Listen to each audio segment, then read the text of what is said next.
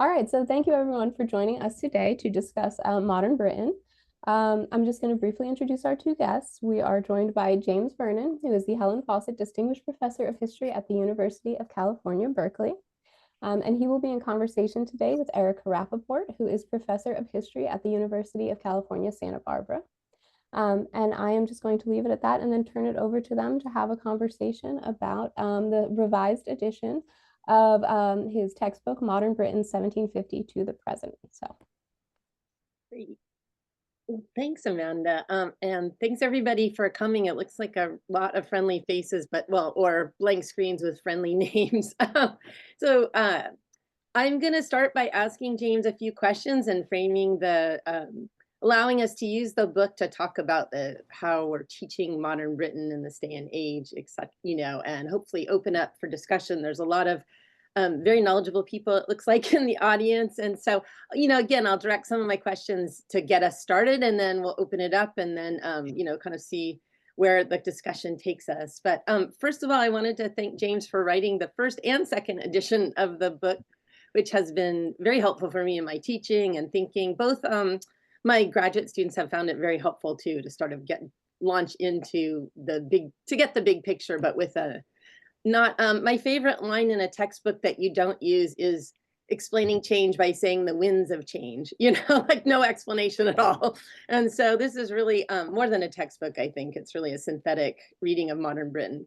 And I just want to thank you for inviting me because well, I started thinking it's funny that James and I both teach from California, so we may have a certain perspective that's different, and it'll be nice to have get other perspectives as well. So it'll be interesting to see if there's a California school of thought here. And I think the book really, and I hope this discussion will allow us to think about the role for you, James. I know that teaching is a political act, and for I think many people here, that's the case. I was thinking about how we can, in all those of us in the field, can continue to strive to decolonize rather than replicate the island story of British history, which, as you write in your book, but many of us are thinking about how that story erases, not only voices of women, minoritized populations, impoverished people, but also, I think, of course, as we know, that island story has contributed to the rise of, or has been used by and misused by, authoritarian, right-wing, anti-global regimes in Britain and many other places. So I think writing at this moment is really important to think about the political context of our teaching, writing, researching.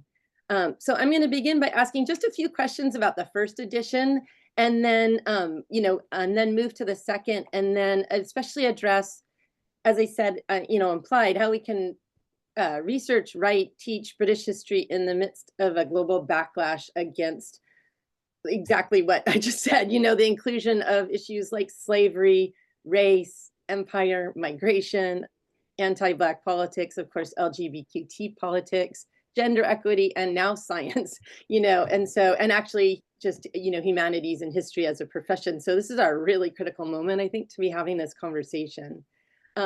So I'm going to start with a mundane question, James, and I'm sure you've been asked many times, but I think it's still important for us. And also, I'm sure you've asked yourself this question many times, which is really what prompted you to write the textbook in the first place, and, your original desire, and whether, you felt, obviously, when you write a textbook, then you have to revise. And so it'll be interesting to hear about the revisions, but still, like, what prompted you to do it in the beginning? Thanks so much, Erika, and thanks everyone for being here. It's an absolutely brutal time of the year to squeeze anything else in your schedule, and so it's deeply humbling to see you all here, and thanks so much for coming to think with us today.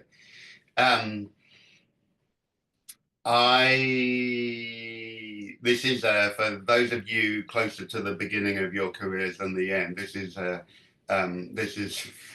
This might come as a shock to you. Cambridge University Press wrote to me to ask me to consider taking on writing this textbook in 2010. The first edition was published in 2017, I think, maybe 2018. And then about 3 years ago, they asked me to do a revised edition, mainly because they were thinking about Brexit. So back in 2010, I was thinking a lot about what to do with national histories. The financial crisis of 2007-8 had really fundamentally began to change the way that I was thinking and practicing as a historian. The sort of first part of my career had been very much engaged with a sort of flight from materialist forms of analysis, and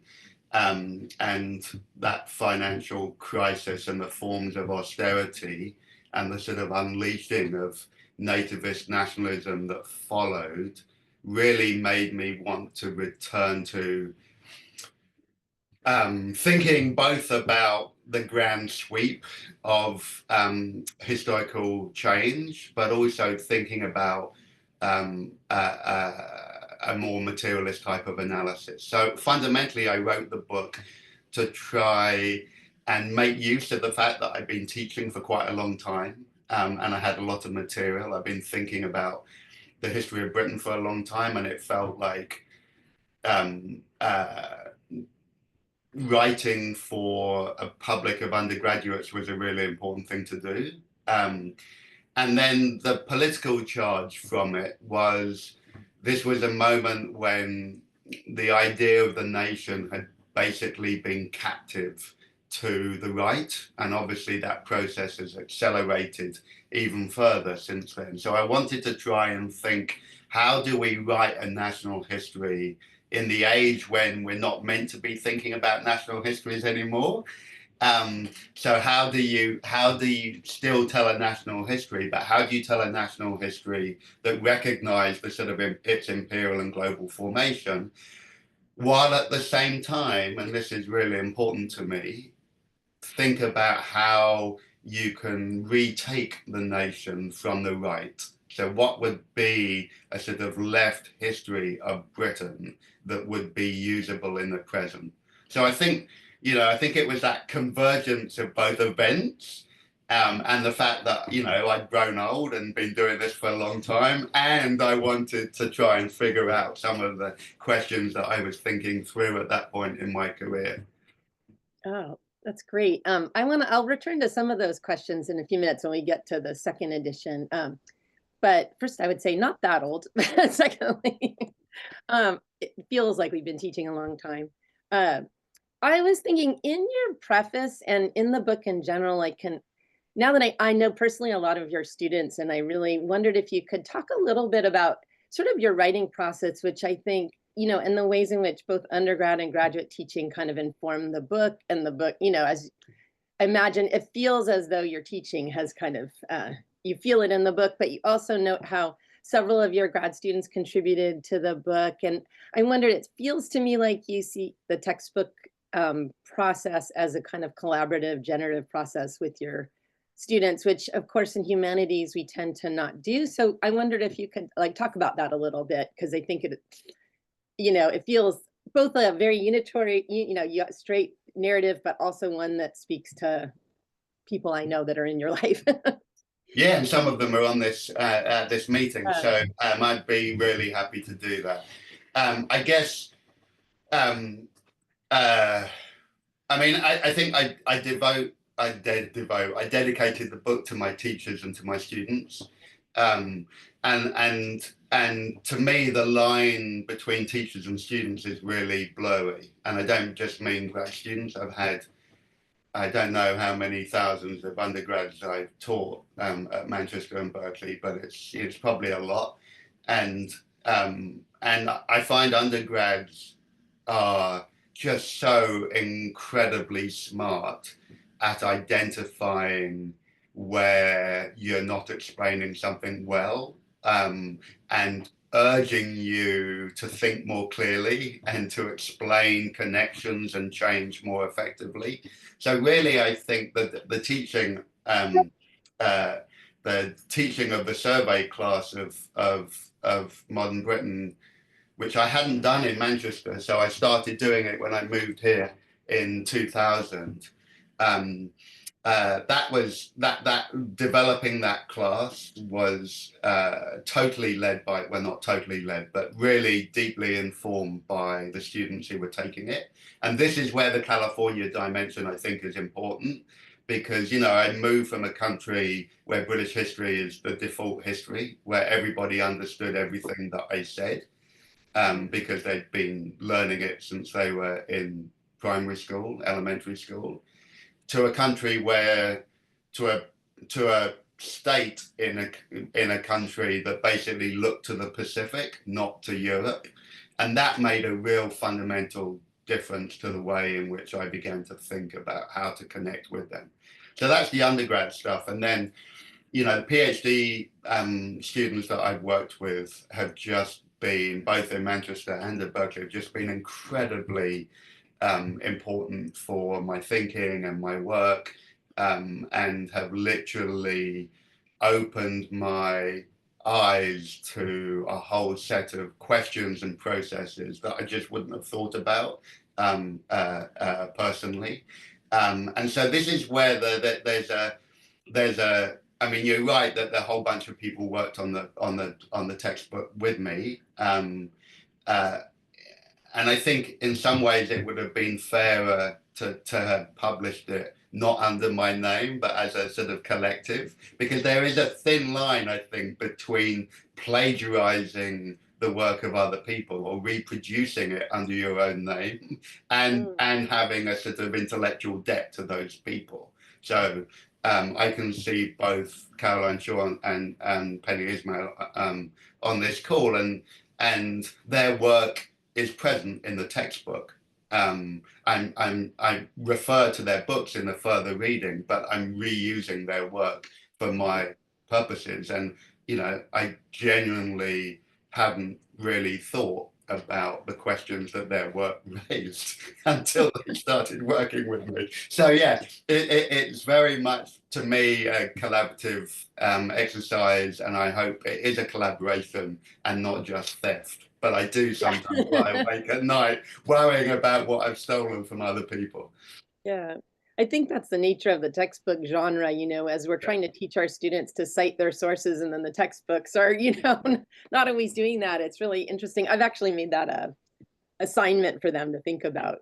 Yeah, I mean, actually, this was the first time that I wrote without footnotes. I've done some public writing, obviously, where you don't use footnotes, but this was the first academic thing that I'd written where I didn't have use footnotes, and it's both incredibly liberating, but also incredibly difficult to manage your understanding of how you're reproducing other people's work. So yeah, it is an interesting process.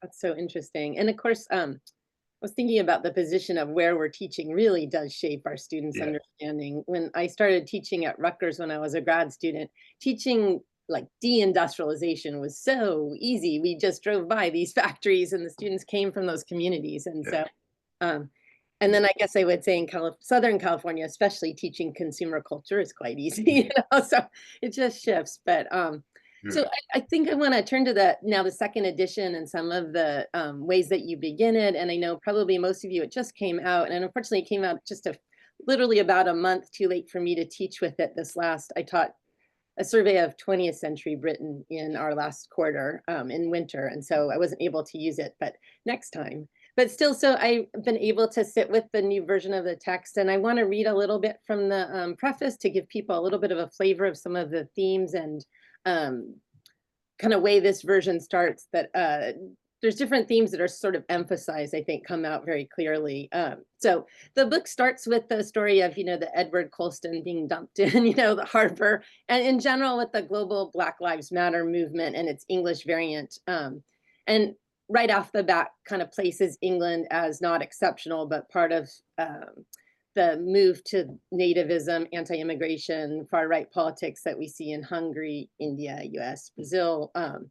And but in the introduction, you also place it back to that moment that you were just telling us about, which is the ways in which these movements have merged out of in the wake of the 2008 global financial crisis. And so let me just read this quote to give this flavor of this new edition. So in the preface, James writes, these movements, that is the far-right movements, promise to insulate the nation from the instability of global markets and from migrants. And they do so by trafficking in histories of those nations that made them the sole preserve of a particular religion, ethnicity, or race. As these governments fail to deliver on their promises, things like take back control and phrases like make America great again, have targeted those they accuse of tarnishing the very history that they insisted had made the nation great.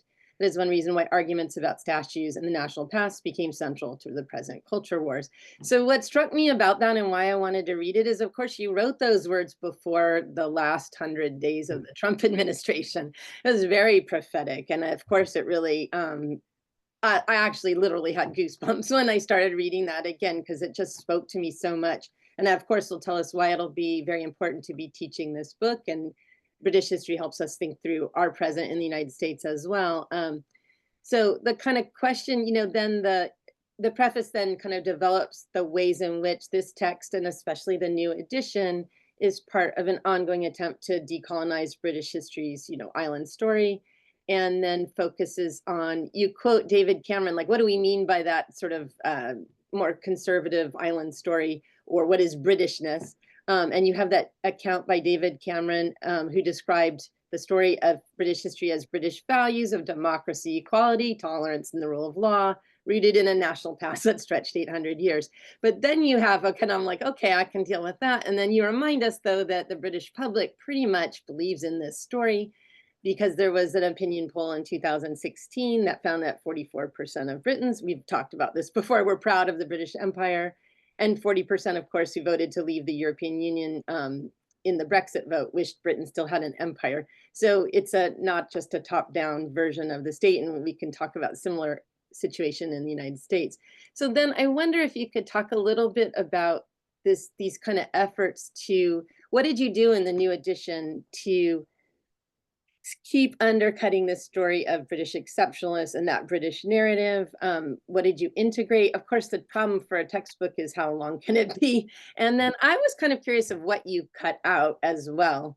And I can go through kind of the themes, but it might be interesting, like, how did you make those decisions, and kind of that those themes were in the first edition, but they're stronger in the second? Yeah. Thanks, Erika. I'm just going to tell you this in response. I always hate it when I hear my sentences read out aloud. Oh, sorry. I could actually live with that one. So thanks for picking a rare sentence that I can live with. I spoke to my 94-year-old mother this morning, who is very much part of Middle England, and all she wanted to talk to me about was the VE celebrations in the UK going on at the moment. And and this is in the wake of the Reform Party sweeping local elections over there. And so it's a reminder to me of how deeply entrenched that racist island story continues to be in Britain. I was trying to get my mother, who, didn't go to college, is very Middle England, probably has been a Tory voter most of her life, to understand that there's a reason why the VE celebrations are very big at the moment and haven't been in the past. Anyway,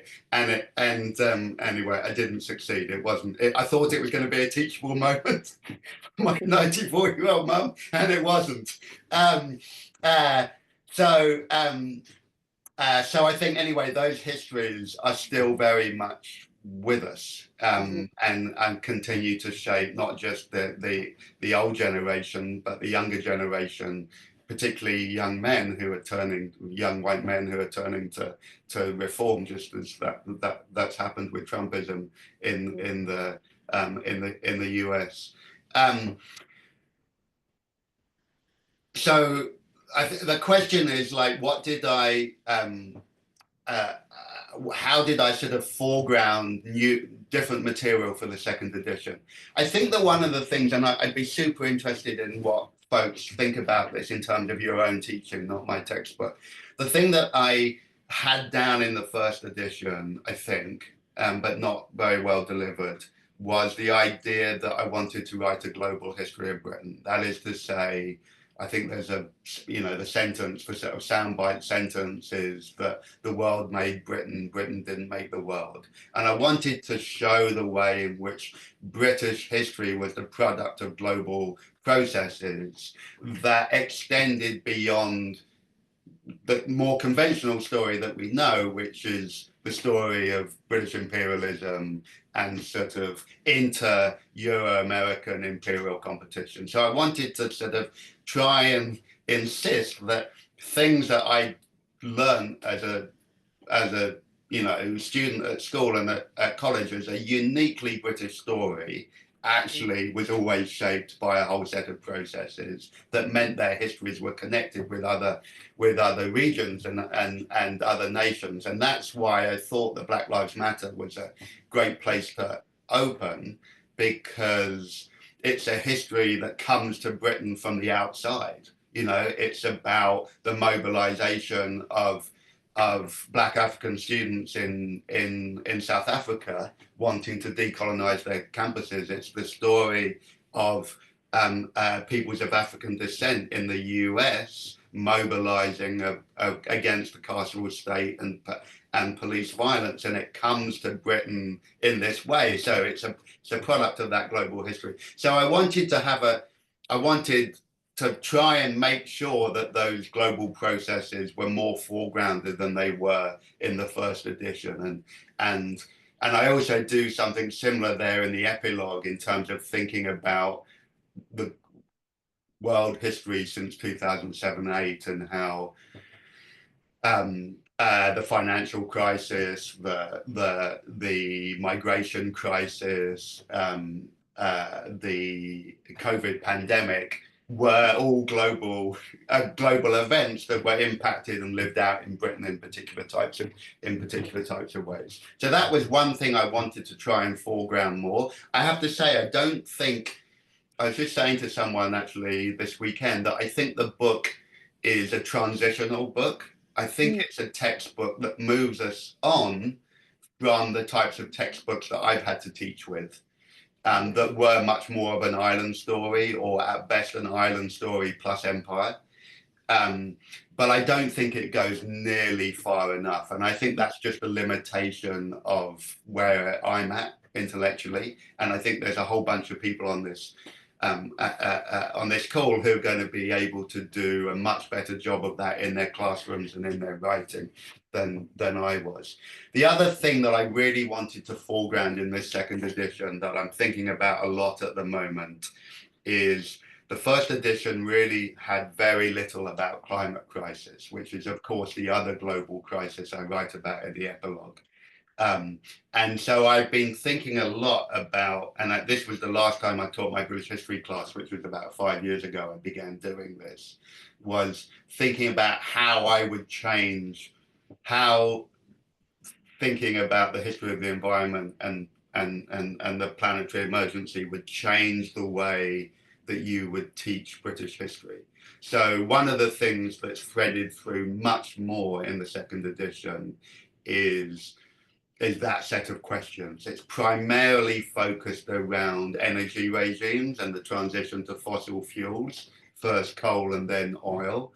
But I'm also trying to spend much more time thinking about the intensification of agricultural production, thinking of that as a global system, not just a British, not just something that happens in Britain.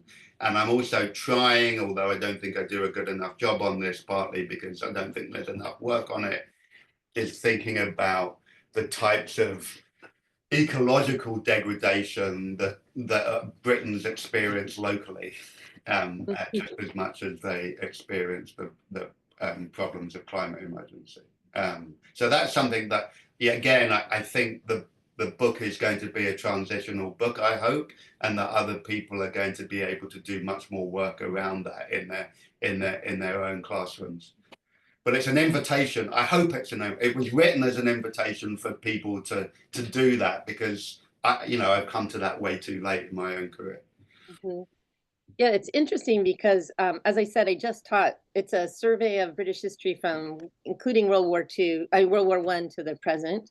And what I had decided to do for a theme and a special project was the coal consumption and pollution. So it really spoke to me. And actually, it was a really interesting, had students do projects, read a lot of primary sources, and talk about, there's those great smogs that killed people in the late 19th century, but the students were amazed by thinking about how the Victorians also understood the carbon emissions and the way they talked about carbon. And then I was teaching in the midst of the fires in Los Angeles, so the Yeah. students and a lot of them are from places where people are physically ill because of pollution, so it worked beautifully. I think I never had like a better response. So I did it at the end of the term. So we started with all industrialization, empire, everything. And then we did a whole unit in the last few weeks on it. And so I do recommend that. I think Yeah. that was the best way to connect. I've never seen students like returning students who grew up, working families in the Inland Empire, saying this really spoke to me. And I'm like, he also had noticed because Trump is removing all the restrictions on climate. So it did feel like the way to go forward. So I was like, oh, we were on the same page. That felt good. So I have one more question, and then I think we should open it up. I have more questions too, but, Yeah. I think it's interesting about textbooks in general and narrative. So not only do you have to make all these decisions about the geographic boundaries in periodization, but like how you're structuring, still, it's not this happened, that, and you kind of describe the book as a rise and fall and then reinvention of liberal political economy. First, I'd like to say that it was great. I've had many students say to me, what the hell is political economy? And then, you kind of see it as a process and a kind of almost a utopian promise, and it really helpful to get around that. Because of course, studies of political economy are very loom large in our field right at the moment. And I like the definition, but it made me think. So I've struggled with this a long time because I teach in a quarter system, not a semester system. And so I've given up the rise and decline narrative. And I think it's still a very prominent one that modern British historians use. And that's part of British popular culture. We used to be good at this, but we don't do that. We've declined from this. And so I think the declension narrative can be kind of problematic in a lot of ways.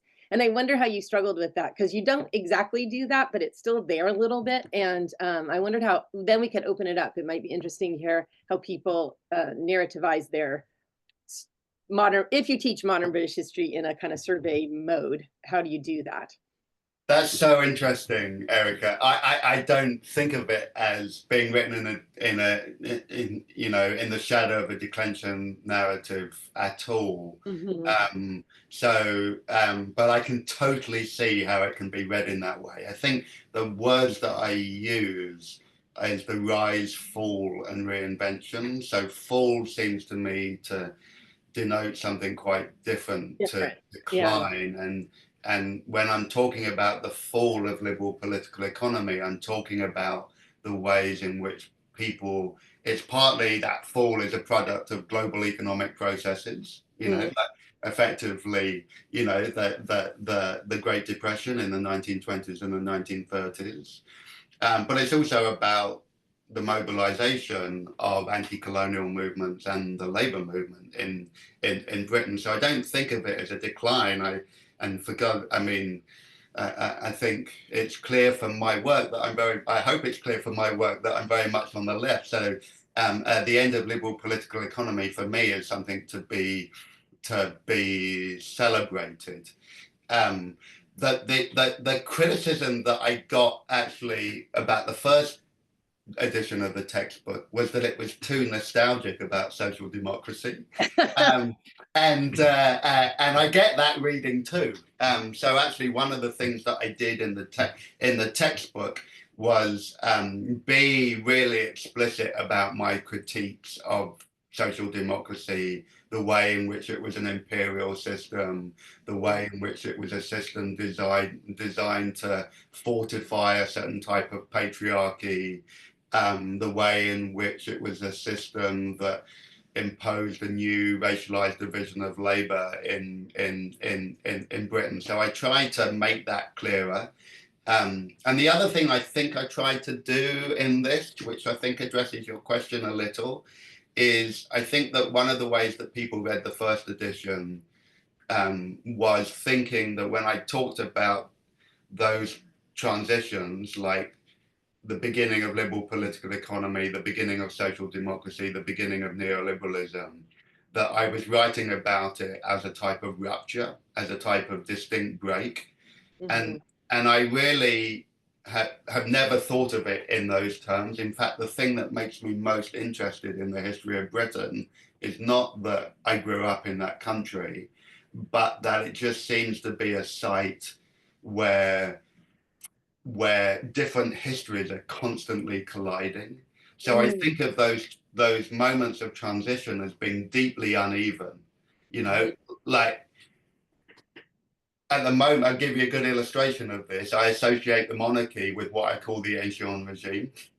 It's an early modern feudal system. Yeah. And this week, and because I hate the monarchy, I've no idea which member of it I'm talking about. But one of the sons of Charles and Diana was this week or last week talking about their estrangement from Charles, I think, and being defunded by the royal family. And the way in which that's portrayed is in this very classic way that we have in the neoliberal era through the cult of celebrity, and so it's a great illustration for me of how we have this institution from the ancient regime being reanimated in the 21st century by a sort of neoliberal culture of celebrity. So for me, those liberalism, social democracy, neoliberalism, even the ancient regime continue to constantly collide and be intermingled. And that's where, for me personally, Stuart Hall has been such an important, Gramsci have been so important in terms of thinking about what they described as the conjuncture, when the histories of the past collide with the histories of the present, and you get this weird admixture of those different systems. And to me, that's how I try and write the book, that the ancient regime is not replaced by liberal political economy. Social democracy doesn't replace entirely liberalism in Britain. And then we have neoliberalism, which even, in its most virulent forms, we still have forms of socialized healthcare and socialized housing, entirely inadequate ones, but that's a sign that there's still some element of that there. Yeah, I mean, it's exactly, that's what I know. That's how the book, it reads that way. It doesn't really read as declension, but I was thinking about just that language of rise and what this, so it's really interesting to think about what is the language that we use, but of course, like, you're talking about Harry, who's my neighbor. So not only is he here, like, yes, Harry, yeah. I forgot that he's now a California darling. Yeah. No, I mean, I keep thinking, should I get him and Megan to fund a chair in Black British history? That's my goal. Oh, I think they're way too impoverished for that, Erika. No, and they actually don't give from what I've heard, they, just like the monarchy in the past, they don't pay their bills. They don't, give back to the community, not at all. So I think on that note, it'll be fun. Let's open it up for some questions. And, this is a great group of people here who are, lots of teachers participated, even as you said in the book. So if anybody wants to, I guess you can raise your hands, I suppose. Yeah, and please also don't feel like you have to ask questions about the book, but let's have it as a conversation about how you're teaching at this moment, or how you're teaching through Britain at the moment. Yeah, we have a question in the chat from Dave Postles. Dave, do you want to say it out loud, or I could read it? If you want to, just unmute yourself and talk.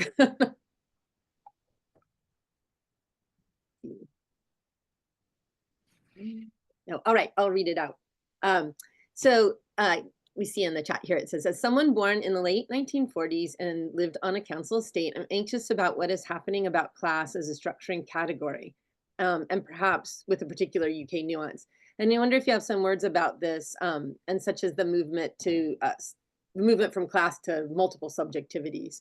Was the earlier rupture 1968? So that's an interesting question. Yeah, that's a great question, Dave. I mean, You're too young, I think, to remember that in the 90s I was involved in the debates about getting class analysis out of British history, or at least that was how it was interpreted. I think actually that debate was about provincializing class as an analytical rubric because it had been so dominant in the forms of social and labor history that I'd been trained in. Um, uh, uh, I think that class to me is actually really important, and my argument in the textbook, and I think I'd stand by this.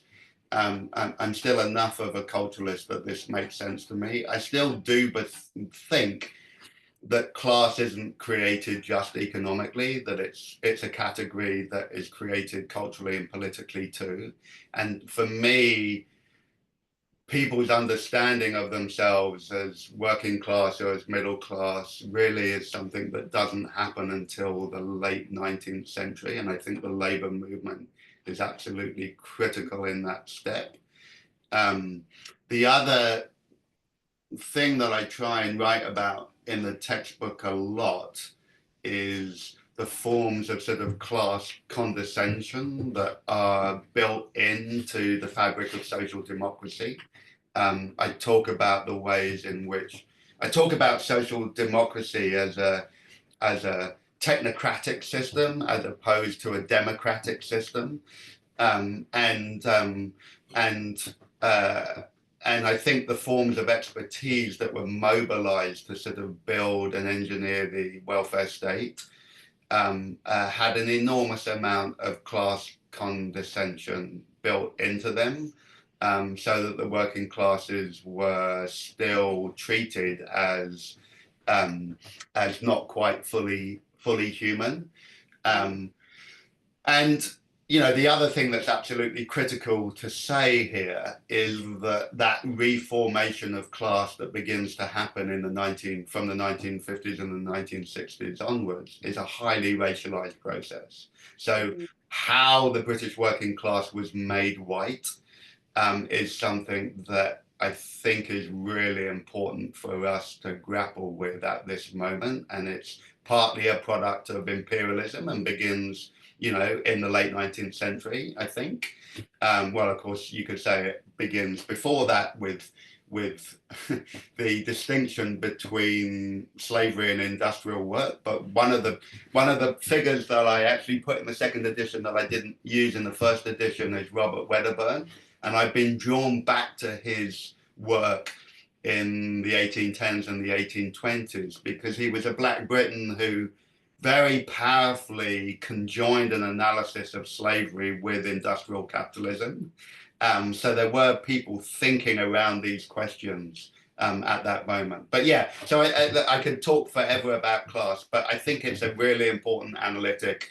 And I think it's even more important for us to think through some of those terms now, because I think that's a vital way for us to think about what's happening to nativist nationalism, Trumpism, the Reform Party, all of that stuff. I think you can't think through that stuff without thinking about class too.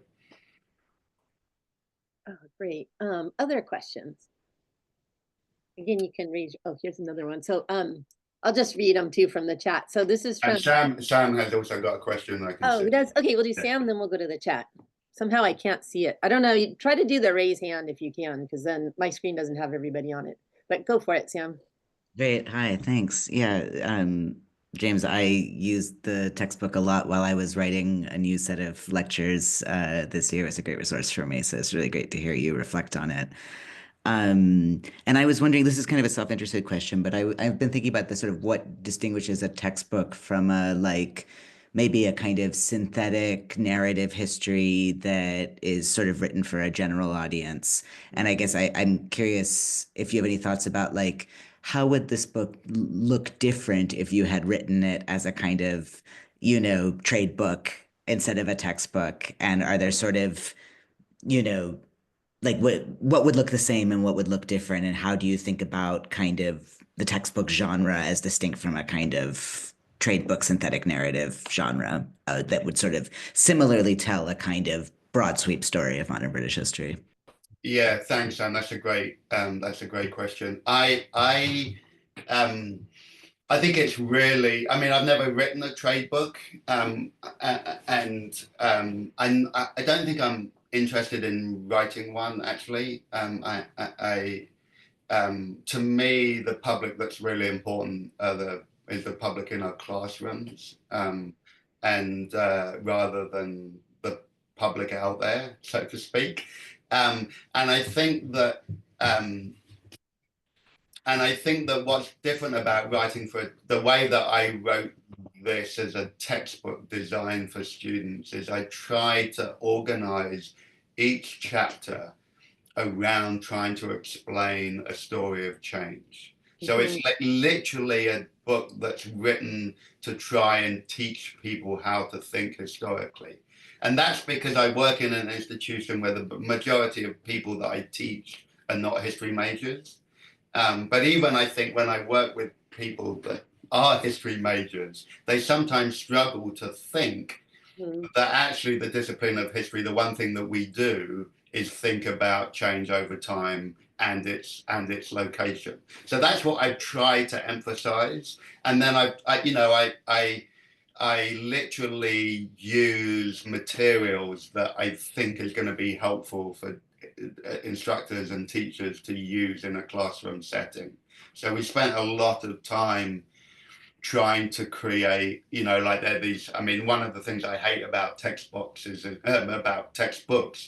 have these sort of text boxes, but I thought, okay, we'll use them to introduce them to students to different types of sources or different types of places or different types of people. So there's ways in which you can sort of interrupt the narrative in a sort of teacherly type of way that say, look, this place or this person or this source is a product of this history that I'm narrating.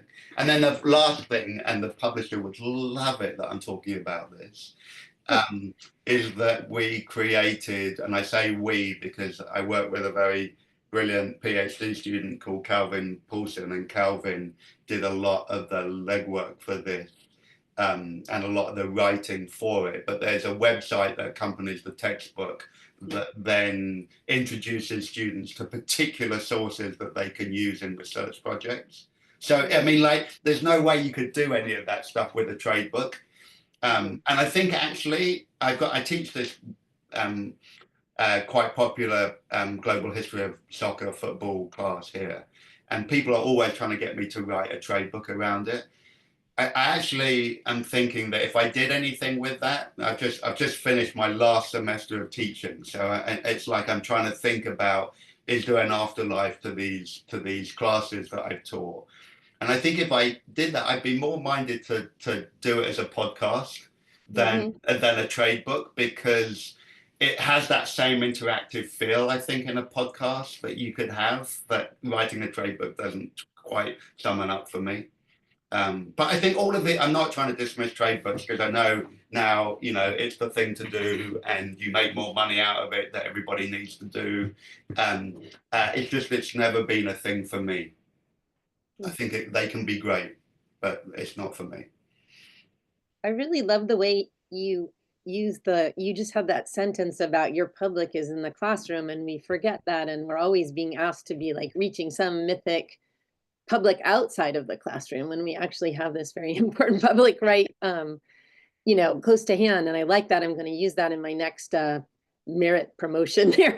Yeah. I mean, we have 35,000 students at Berkeley, undergrads, and I'm sure Santa Barbara, you're probably 20, something like that.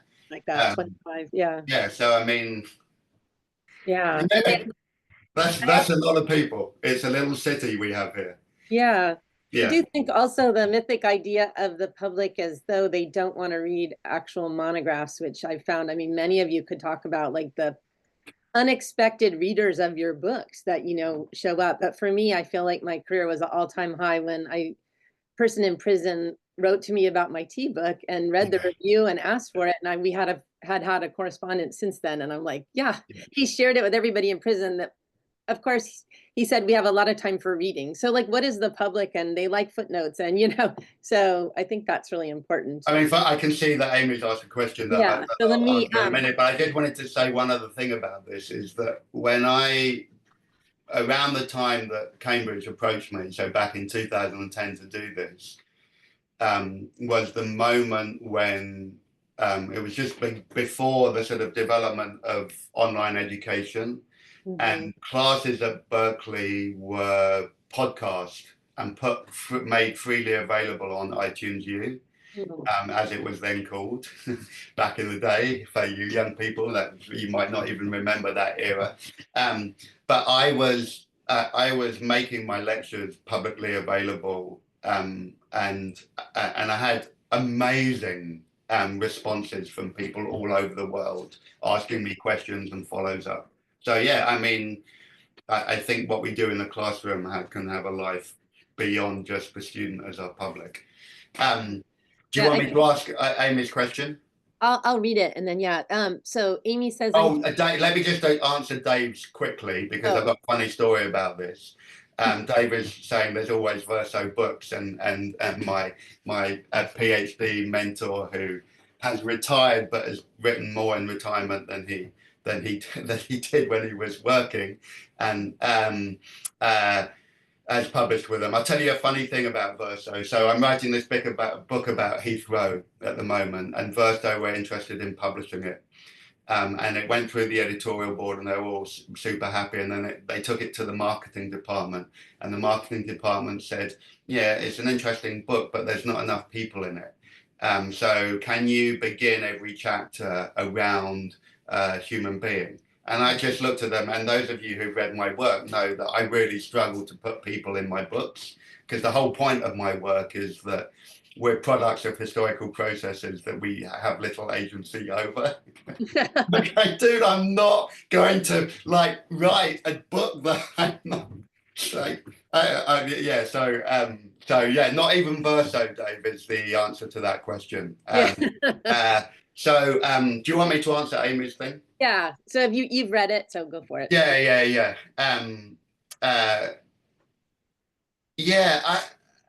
I really, as I said at the beginning, I'm really interested in how we can use national histories, how we can redeem them. I'm not trying to I'm not trying to dispense with them, and I definitely don't feel like we should be not teaching British history and just teaching world history. To me, what I'm really interested in, and what I've tried to do in the book, and I might not have succeeded, but I really tried twice, is to show the way that these global historical processes have an impact and shape what's happening in Britain, but the way that they unfold is very specifically British. It's very attuned to the local specificities of that country, and sometimes even specific nations within that country or specific localities within that country. So I think, and this sounds awful because I think, the injunction is that we all have to think globally and locally at the same time. But I actually really genuinely think that that is both necessary and important to do. And I don't want to lose. So I'm writing a book about Heathrow, which is like a local story, but it's about that locality and its connection to the rest of the world and to the nation. So I hope we don't stop teaching British history. I'm just asking, I guess the textbook is inviting you to think of it as less unique, still particular, still peculiar, because it's very specifically British, but not unique, if that makes sense, and is not a contradiction. And I think, that can be a model for doing, other sorts of local global histories. Both the nation is an actor in certain cases, and it is a space that's unique too. So yeah, I kind of like that. I struggle with explaining to students, why are we doing this? So that's really helpful. I have to say, there's another element to this question, which is um, yeah, exactly, Amy. As you say, that you're going to be the last British historian at your institution. I mean, I think almost certainly I might be too. And I don't think that. I mean, Berkeley might end up hiring someone to replace me, but the talk at the moment is that they'll hire someone who does sort of post-imperial Europe rather than, because but effectively that's what I teach in the department is European imperialism and mainly Europe after empire. And I suspect that if they hire anyone, it will be someone working in that type of way rather than someone trained like me.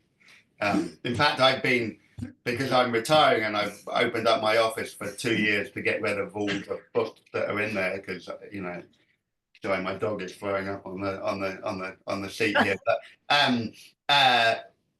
I can't get rid of my books. I have all of this British history stuff that literally there's not a graduate student or a colleague wants to take. And particularly my real, and this is something I might actually do in the next few years, the political history stuff that I was trained with, literally that's the stuff that I can't shift for love or money. So I'm really interested in like how we as British historians can reanimate actually a history of politics at a moment when the world is really in need of us to think about how politics is organized and how we've arrived at this moment. So that's something if I can't get rid of those books, I might have to use them and start thinking with them again. Yeah. You know, that's interesting because at the recent Pacific Coast Conference on British Studies, well, first of all, like Peter, who I see is there, some other people brought their books and we all rated them as well. But we were talking about that very question of maybe we've had our eye off the ball of political history now, and this is going to be important. I have a last question that I think might be hopeful. And so we're supposed to end in 5 minutes. So at one point I think it was in the introduction, you talk about, and you do have this in your book. So there's a lot of, this could be a very tragic story in history. And we're talking about, we might be the last ones at our institution to teach British history. Could be rather tragic, but I think your book is also quite hopeful and you have a lot of moments and possibilities for change and mobilization. And I wonder if you want to leave us with that, because we're all thinking through this problem of where do we put our energies in terms of politically and mobilizing against not only the Trump, the kind of global Trumpism, I guess we could say, depending on where we're located. Yeah. Yeah, I'm not so good at hope, but I'll give it a go. I do think as a teacher and as a teacher of history, I do always say to my students, look, you're studying how the world has changed. You're studying how this place has changed. You're not doing that for antiquarian reasons. You're doing that to understand that the world can change, and the things that seem, you know, indelibly marked upon us, you know, permanent, naturalized, actually are subject to change. And I think that yeah, I try and charge my students to say, think about this history that you've learned and think about sometimes how things that seem like they're going to last forever can fall apart very quickly. And think also about the resources that you've learned from this history that might be usable to imagine that better future. And I do think that for all the horror that there is in the history of Britain and its empire, there are trains of thought, patterns of thought, forms of organization, ways of resisting that can still speak to us now and could be reanimated in particular types of ways. So I think our challenge as British historians is not just to dwell on that which we want to expunge and expel and keep in the past, but our job as British historians is also to think about the resources and the communities of hope that come out of this history, and and to hold them dear at this moment. Hold them close. Well, thank you so much. I think we should all thank James not only for writing the book, for doing this event, but also teaching all the wonderful students, some of whom are in our boxes, because I think that was really a nice way to end. So thank you. Thank you, everyone, for being here. It's lovely to see you all. Hang in there for the end of the semester. Yeah. It will come, just like the end of Trumpism. Yeah. Thank Yeah. you, everyone. Thank you to Erika and James for such a great conversation. And we'll wrap it up here. And I hope everyone will join me in thanking James and Erika for their talk. Well, nice to see you all. Now I'm going to go teach. And me. See you later. Bye.